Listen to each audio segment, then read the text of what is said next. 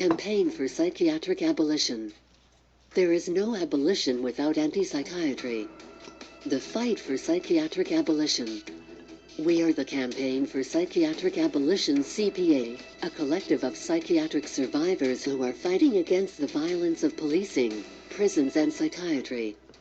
We want to demonstrate that our collective struggles against imperialism, racism, capitalism, patriarchy and the climate catastrophe are also a struggle against psychiatry.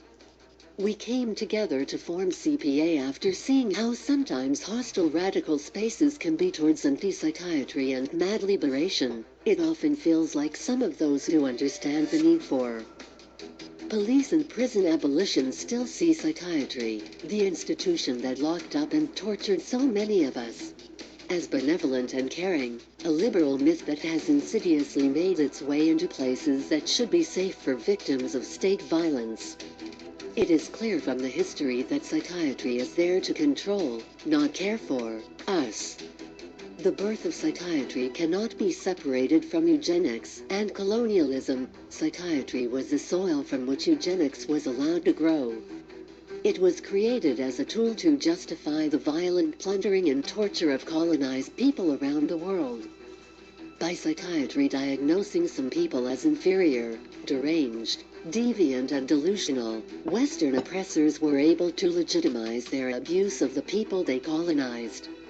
Enslaved people escaping their bondage were labeled as having drapetomania, a supposed mental illness, because white society refused to accept the idea that black people could revolt against their oppression. In the current day, psychiatry is also wielded against Muslim communities, working in tandem with Prevent to heighten surveillance and policing efforts, labeling mentally ill Muslims as an automatic terrorism risk. The long history of queerphobia at the hands of psychiatry is also well documented, with conversion therapy and electroshock therapy their cure of homosexuality, deemed a mental illness up until 1973, whilst our transness continues to be medicalized and pathologized. Women too were and are to this day brandished as hysterical and locked in asylums, often as a result of their natural trauma responses to patriarchal violence. We also know too well, as seen with Nazi Germany, Mussolini and the U.S. sterilization of Puerto Rican, black and indigenous women, that psychiatry has been a tool of the far right.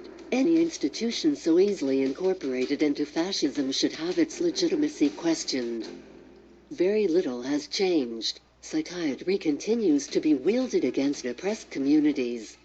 The lunatic asylums of the 1800s still standing forno with the haunting echoes of past patients drowned out only by the desperate screams of current ones.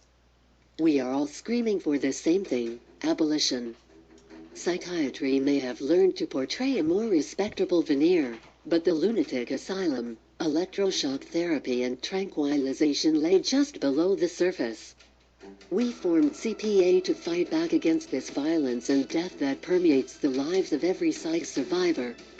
Our organizing encompasses a wide variety of community work. One aspect of this is the workshops we give about psychiatric abolition across Britain to both the public, comrades and radical organizations, because we see education about mad liberation, crisis care and peer support as essential life and organizing skills.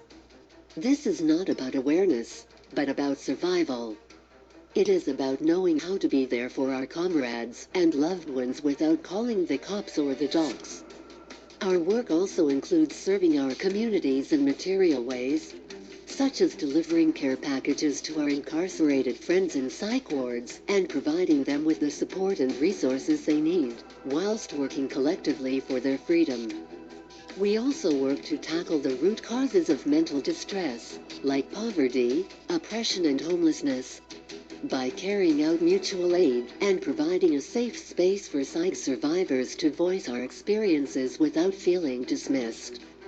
We believe in the importance of direct action and taking the fight of psychiatric abolition to the streets, and to support this belief, we carry out actions, alongside other psych survivors, to target all these places of abuse and torture. We also want to take every opportunity to draw attention to the interlinking struggles and experiences of psych ward patients, prisoners and people incarcerated in detention centers, all dehumanized because we are deemed mad, bad, illegal, or all three. We are all transported in the same high-security vans to be locked away from our communities, with tortuously limited contact with the outside world. Our possessions and glimpses of humanity, clothes, photos, shoelaces, phone calls, visitations, are taken from us, every last crumb of food and drop of water controlled. In some places they even use straitjackets and bed restraints, and throw patients into freezing or burning baths and showers. They control every minute detail of our lives and capture, even down to the color of the walls, which are painted with calm colors in an attempt to lure our minds. They have thought of absolutely everything to make our existence as tortuous as possible.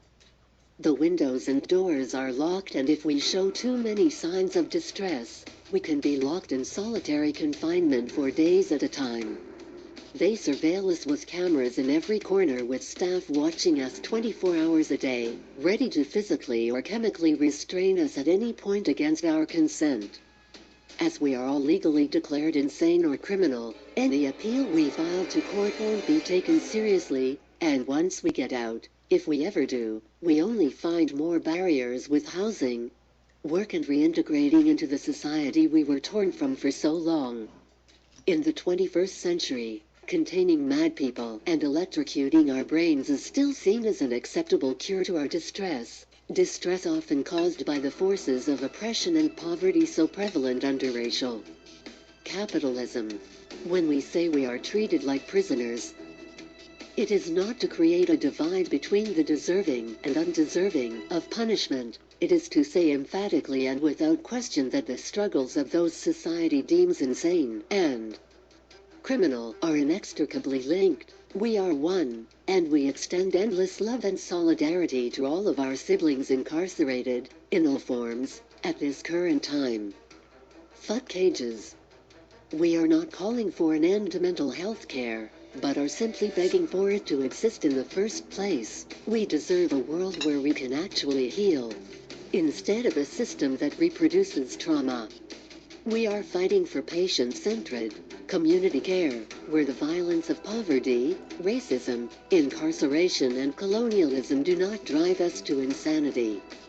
A world where we are able to truly look after each other, where our needs are centered and madness is not seen as an individual failing, but a greater incentive to solidify our communities.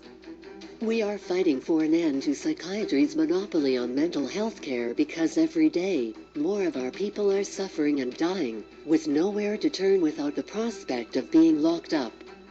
No one will be free until psychiatry is abolished. Anti-psychiatry is not a dated movement destined to stay in the 60s. It is an active practice that survivors are forging every day. We are anti-psychiatry because we cannot afford not to be. We are anti-psychiatry because, despite it all, we are trying to snatch life from the jaws of death. One day, the systems that harm us will all be ashes, and our communities will have the space to heal and flourish. We can promise you of that, because never have we felt or witnessed more pain, fury and determination than in the eyes of psychiatric survivors.